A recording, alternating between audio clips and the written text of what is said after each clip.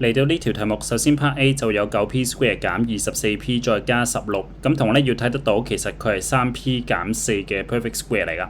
咁然之後去到 Part B 就先叉題目啦，跟住今次後邊咧就多咗粒減 25q 嘅 square。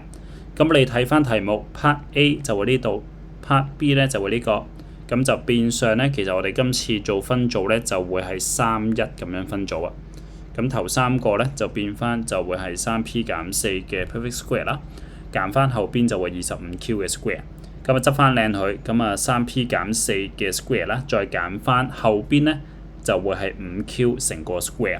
咁所以又係 a square 減 b square 啦。咁所以咧我哋就會有呢個3p 減4減 5q，咁我直接執翻靚佢啦，即係呢個減呢個先啦。咁所以我就擺翻靚 3p 減 5q 再減4。然之後咧就會係呢個3p 減4再加 5q 嘛，咁所以後邊嗰個咧就會係3p 加 5q 再減4，咁呢個咧就係答案。